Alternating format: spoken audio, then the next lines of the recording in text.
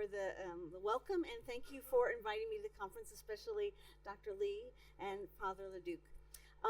I come here a bit humbly because, as you know, I've been studying the area of media and religion for over 30 years. But my work in the Asian context is very, very new. And in fact, what I'll be sharing today is definitely a work in progress. So I will look forward to your feedback, your critiques, hopefully friendly critiques, as well as kind of your thoughts on just some of the methods and some of the ideas that I'm going to be sharing. It's also a great pleasure to be here, especially with Father Leduc. We've known each other for over a decade. We've been on webinars together. We've been a part of research working groups, but last night was my first time to actually meet him face to face. So that was a lovely blessing as well. So today what I want to talk about is this concept of charismatic technologies and how I've been introduced to this from the work of Francis Lim, who is a sociologist at National Nanyang Technical University in Singapore, and offered as a way into a conversation of looking at our digital media and our emerging AI technologies. So my presentation is going to cover four kind of topics. One is just the introduction of charismatic technologies as a way of looking at what is emerging in especially our AI and digital culture through a lens of kind of a critique of Asian perspectives about technology. Then I'm going to introduce the concept of technological and then religious affordances. These are two concepts from media studies that have emerged, especially in the last decade and a half, as ways to kind of study different phenomena related to kind of media and religious intersections, but make a case for that we as scholars, especially those with a media background, need to take more seriously these categories when we're doing our research and needing to looking at them together rather than as separate kind of entities or crossovers. And then I want to look at kind of what if we kind of take these kind of concepts and apply them to a research study, what that would look like. And I'm going to introduce a very preliminary study that I'm working on with my students at the National University of Singapore on cross-religious research on GPTs. And then finally, I'll try to bring it together in a final kind of conclusion and argument about maybe what we can learn and some preliminary thoughts on some of the conclusions from this research. So let me start with introducing the concept of charismatic technology. So in 2009, Francis Lim edited a book entitled Charismatic Theology. And in it was a group of wonderful analysis, not just of media in broad Asian context, but really how religion and media were intersecting, and from insights from media and sociological scholars. He introduced this concept of charismatic technology as a way to push back against some of the kind of more Western frames and theoretical approaches to charismatic technology, and also to push against some of the Western, maybe kind of colonial understandings of Western secularization. So first, charismatic technology, as he introduces, is the idea that technology is becoming like a religion in a secularized and technologicalized society. Now, if you do any Google search, especially in mainstream media all over the world, you'll see kind of discourse right now about AI being a new religion or AI birthing new religions. And so, I think it's a very kind of timely kind of concept to bring to the fore. And what he is trying to argue is that if we look at Asia as this kind of center from which this kind of religious-like fervor is coming from around technology, especially like hubs places like coming out of Singapore, that we see technology is taking on a new shape and is being kind of read through a lens of spirituality that kind of both echoes a lot of Western and colonialist ideas of culture, but also pushes against it. And so he's arguing that charismatic technology is this technology that has this kind of fervor, this power, this influence all into itself.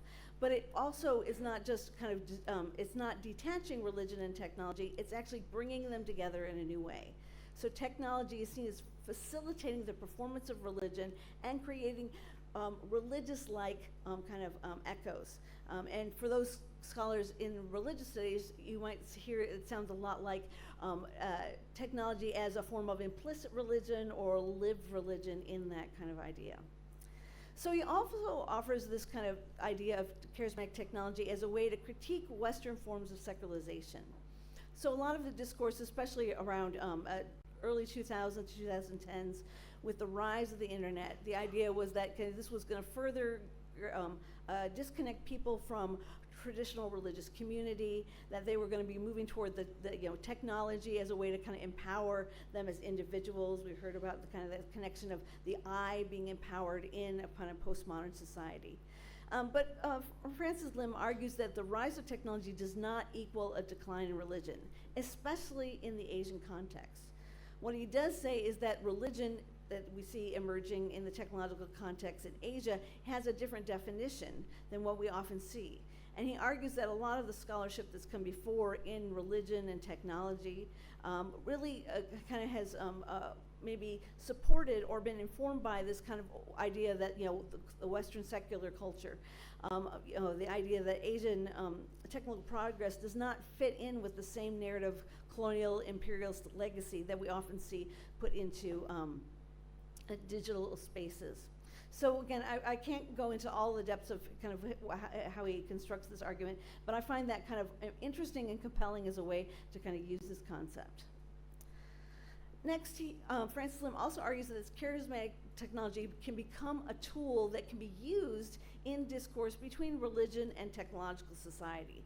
And he's really encouraging his book that the need for more discourse, not just around scholars around religion and technology, but with the technologists themselves.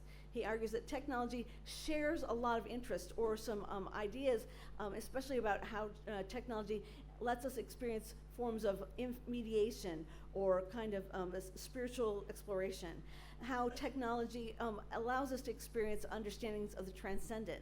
And he said that these kind of ideas become either metaphors or have kind of spiritual resonances that kind of mirror ideas in Buddhism, in Taoism, and we could look at other kind of, especially folk religions in the Chinese context. And so I kind of find this as helpful as a way to kind of this term being and a charge to kind of take seriously a new level of conversation with technologists. And finally, he draws attention to what his term he calls in his work technological clergy. And I like that kind of word. We often think about, in this presentation, I'll call them spiritual clergy. Those are traditional clergy, whether they be, priests, pastors, spiritual leaders, spiritual guides. But he talks about technological clergy as those leaders in society, be they scientists, policymakers, tech advocates, that are seeking technological solutions and arguing that those technological solutions are foundational in developing not just a future-facing society, but in a just and a just social society. And so what he argues and he critiques, especially about these technological clergy, and we can look at from the Elon Musk to the creators of ChatGPT, Sam Altman's and other figures around the world that kind of take on this role, that they really are privileging technology. And when they speak about technology, when they advocate for technology, especially the discourse about AI and kind of gaining public support and funding for this, it's really saying that technology is the most important social value. A claim that we in this room probably would obviously challenge. And so, again, I feel like this concept really can be helpful for us in looking at some of these claims that are emerging around us. And so today I'm going to talk about GPTs, and especially religious GPTs, and I'm going to make an argument that they fit in this category of charismatic technology in a few ways. One is the idea that charismatic technologies have this kind of aura. This is echoing back to Walter Benjamin's work, the idea that there's true art and then there's not art, and they argue that charismatic technology has this aura, there's something that draws us in a kind of conceptual way, as well as focusing our attentions on new understandings of humanity as well as society. Charismatic technologies, he also argues, solve perceived social problems. In fact, they often construct a social problem and then say, this is the problem that we help solve. And I think that especially in the age of AI, we're seeing that a lot with the rise of GPTs and large language models, trying to kind of construct a certain social reality. He also argues that charismatic technologies are useful for religious groups because they help mediate religious practices. They help make those practices transcend different cultural spaces.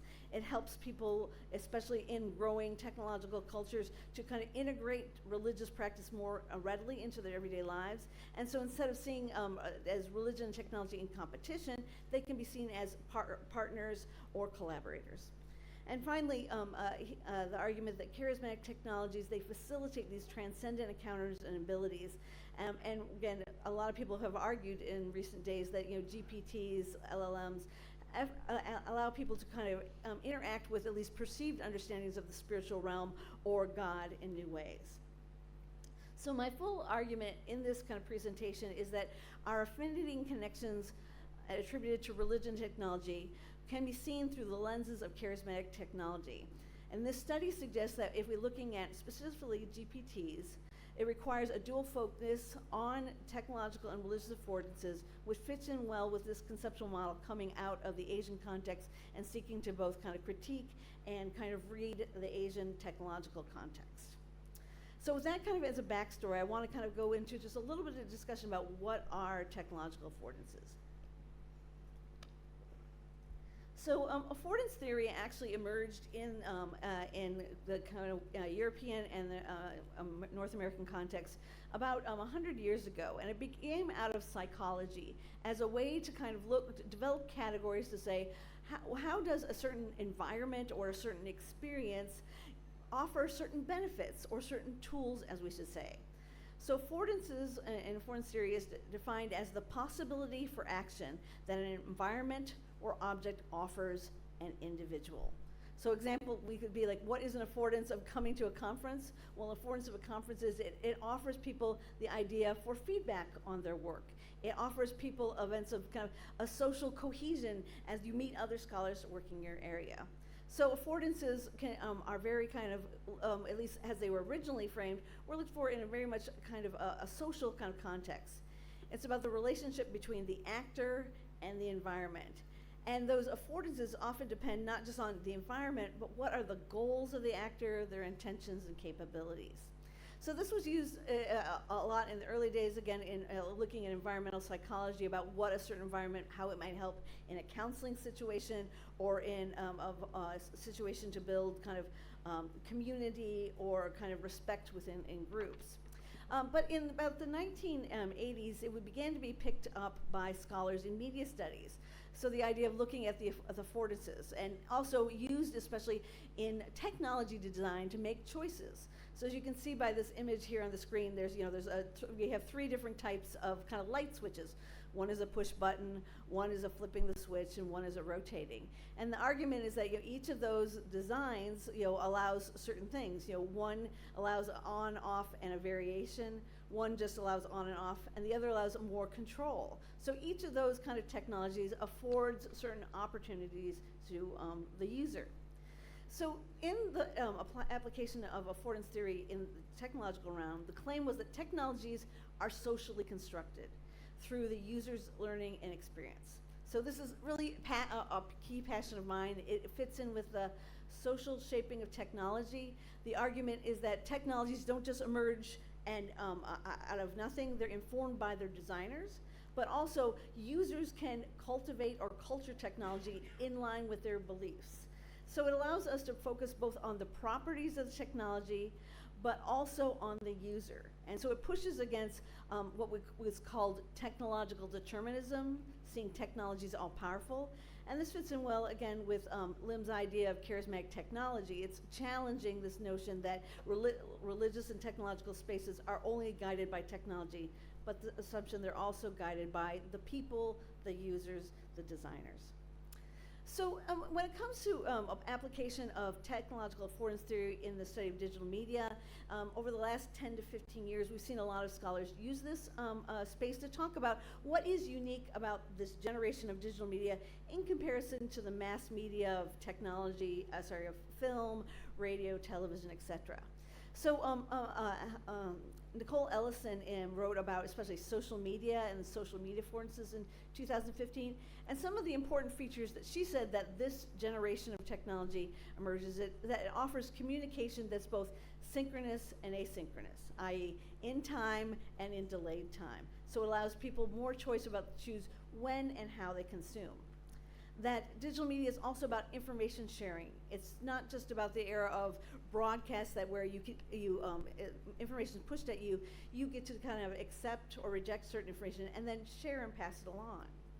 She also argued that, and many scholars have in internet studies, that the digital media and the internet has really enhanced community building, because it's not just sharing information with community, but the technology can bring people together for conversation. And this fits in with their fourth trait of user engagement, that digital media allows people to engage with new level, to be interactive. And so, whereas many scholars argued that the era of television and radio was more of a passive audience, you just could accept, reject, or turn off the media, as it were. Here, it allows people to be, and encourages a very active audience. And finally, the affordance of scalability, the idea of the ability to refocus the increased information spread. In other words, the technology allows you to kind of help to share that information on small scale or large scale. So that's kind of a picture of the digital media and some of the affordances that many of you probably have looked at in your own research. But I want to kind of touch briefly on kind of what in this transition as we move toward artificial intelligence or artificial intelligence technologies and research, what are the differences between those? So scholars such as Wang and Su have written on what are the technological affordances of AI. So some of the unique features, they say that it carries a lot of the same features of digital media, but then it has these add-ons. One is the feature of automating. So how independent tasks can be either replicated or relearned or taught in new ways. And so again, basically things that would be practices we might do on a daily basis with email can be easily automated through AI platforms and technologies. They also feature the idea of informating. So informating is the idea of translating descriptions into information.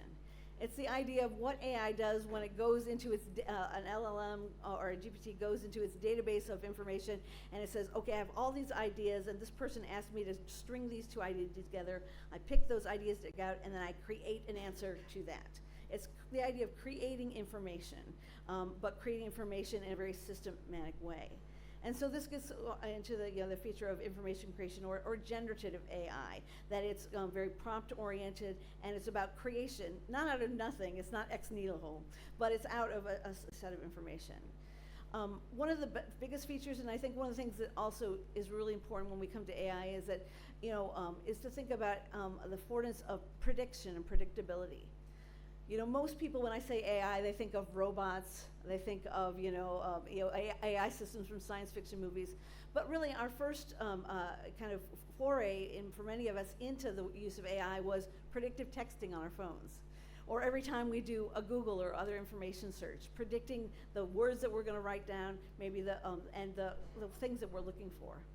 And finally, we see a new level of personalization, abilities for users to really kind of create and what's called curating their information sphere.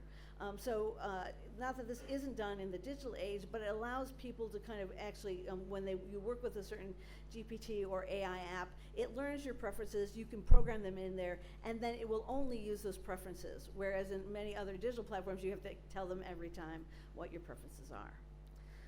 So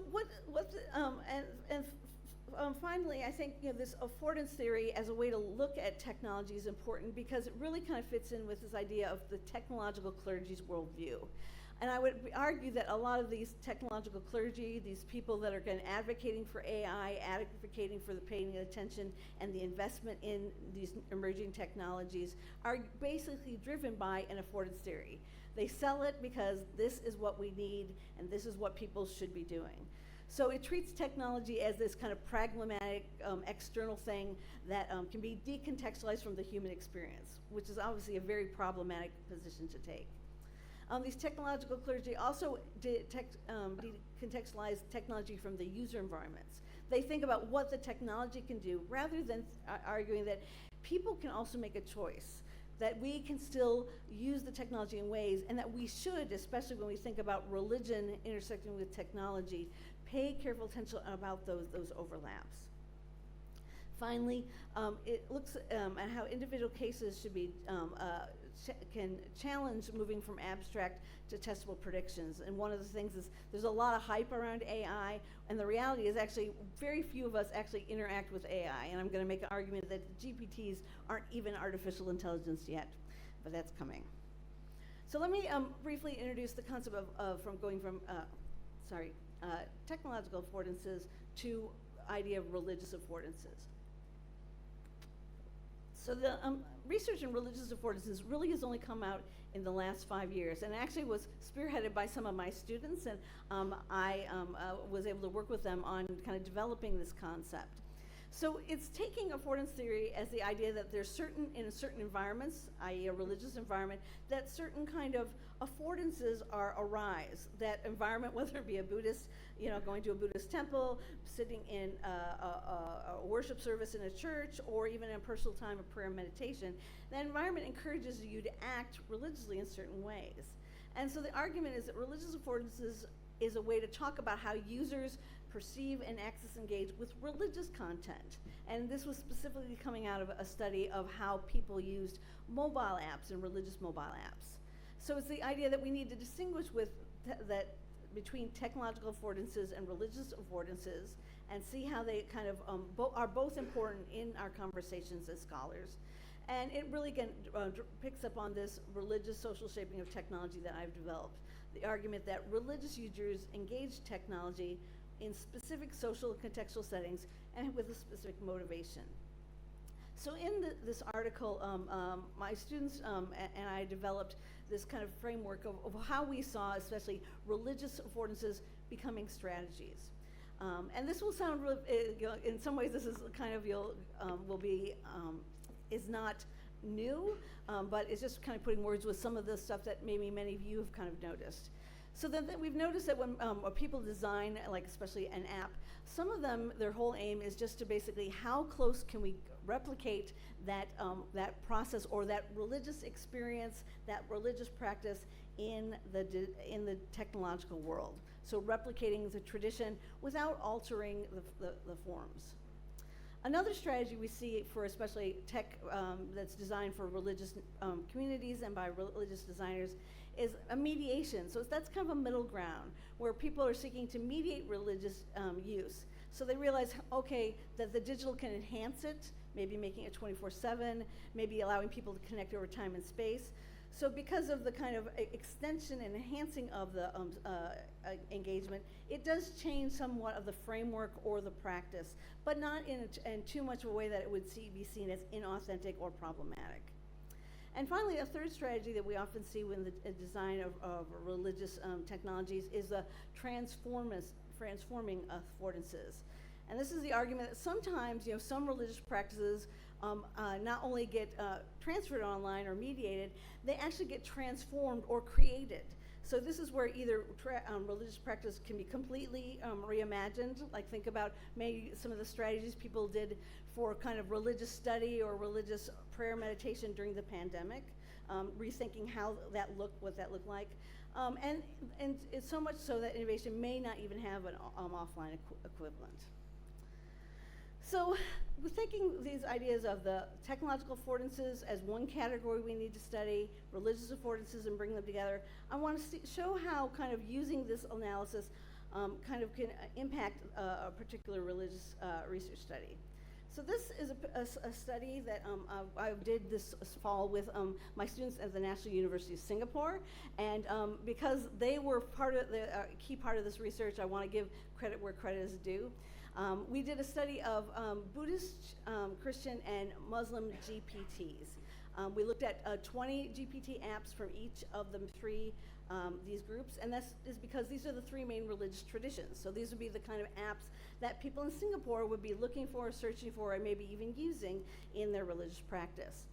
We did a detailed content analysis of these, so we read the descriptions of the apps, we spent time in the apps as groups and looked at a few things. First, we looked at their functionality, how they work, and so that was really focused on their technological affordances.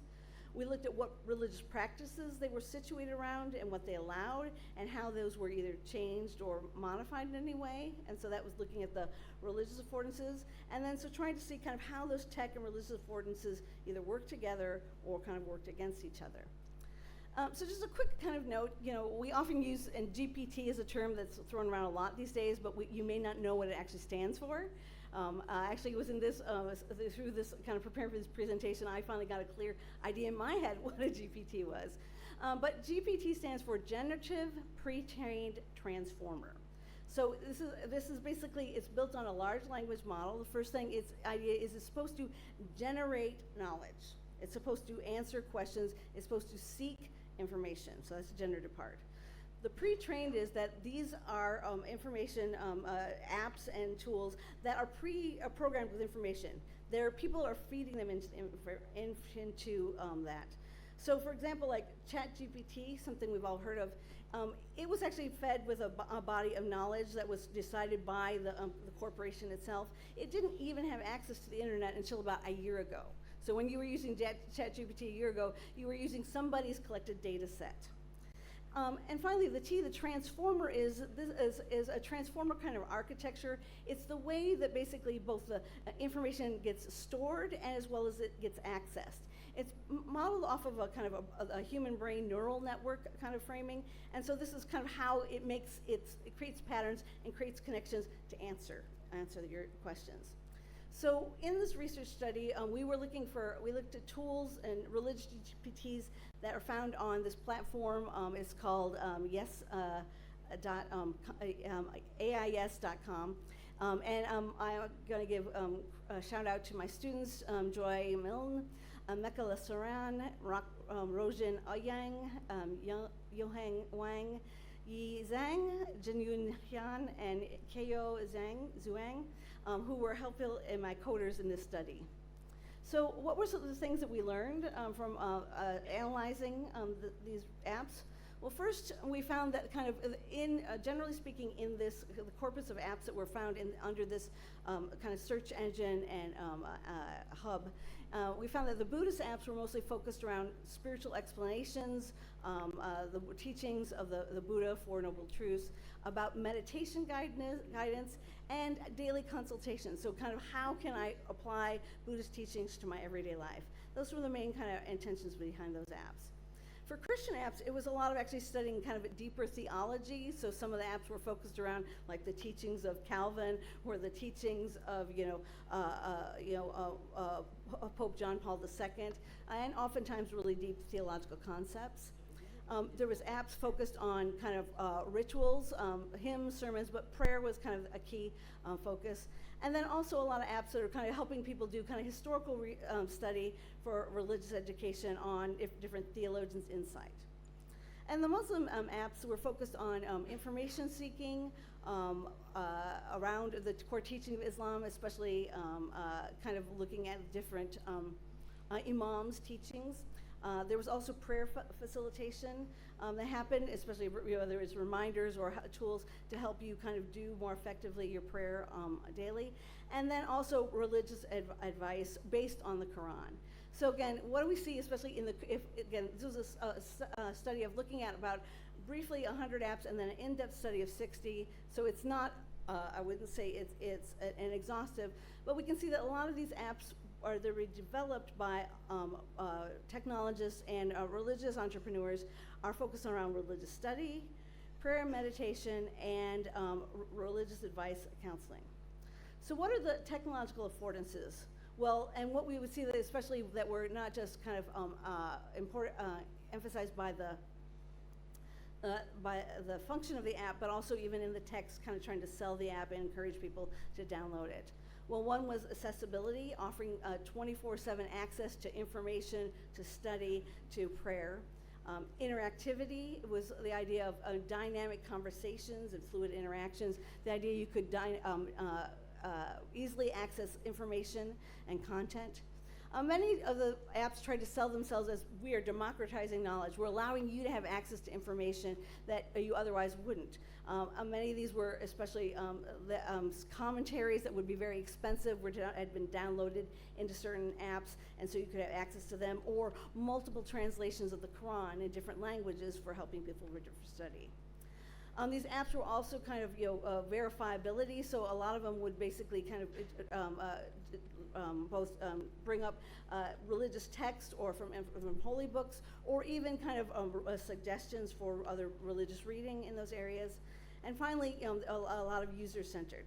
So we see that there was, users were able to kind of modify personal statements and flexible phrasing so they could restate their requests in order to get different kind of responses. So those are some of the kind of positive. We can see that that could be one research study of just seeing what these apps allow us to do in terms and the benefits they could have to specific communities.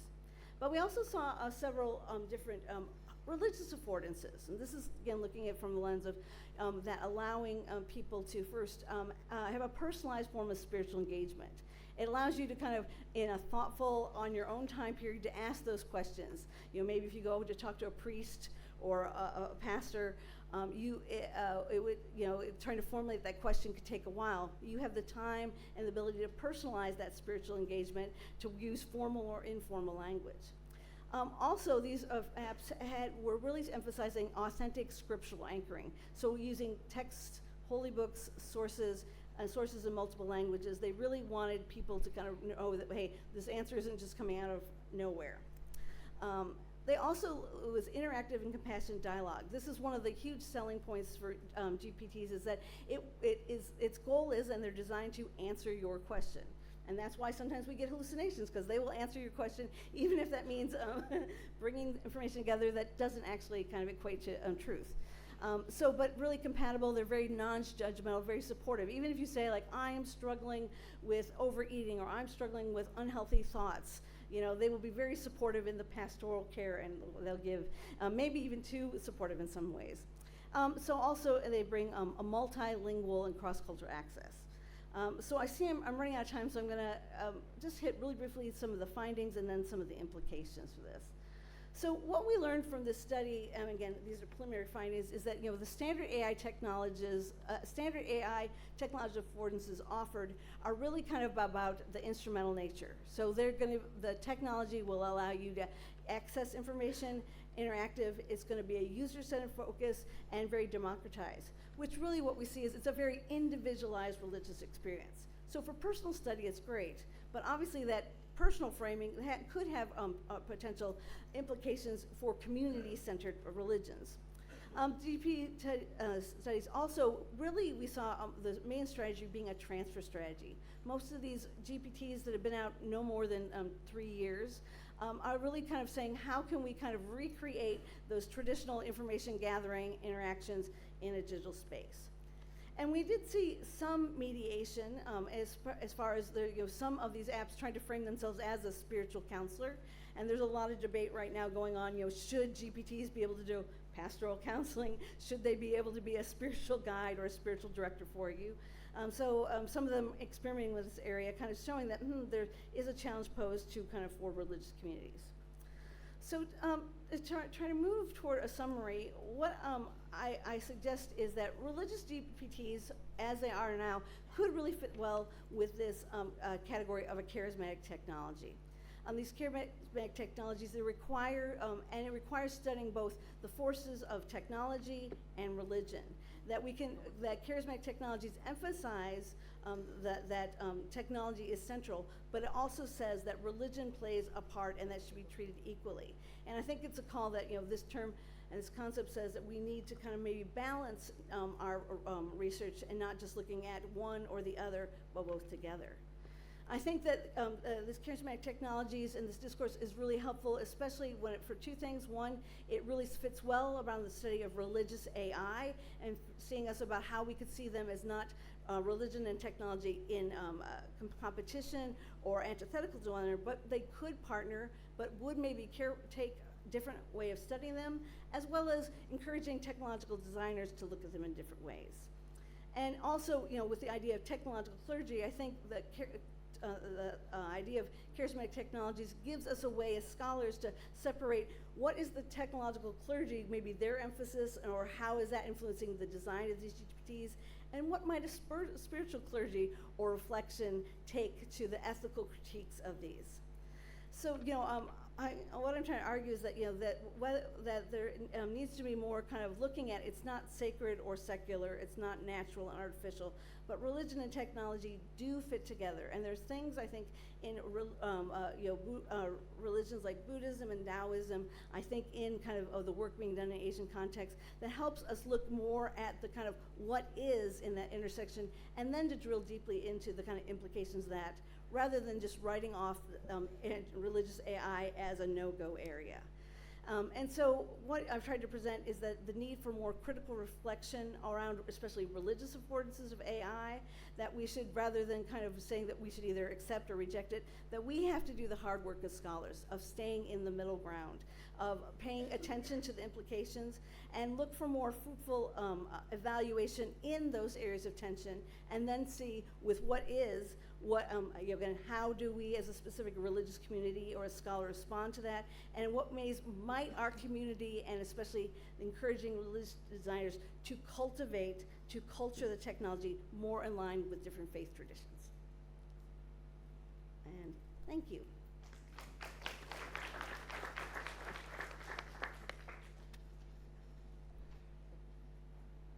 Thank you, Dr. Campbell. Now I would like to invite Father Anthony Lijut to handle the discussion session. So I would like to hand over this session to Dr. Anthony Lijut. Thank you, Father.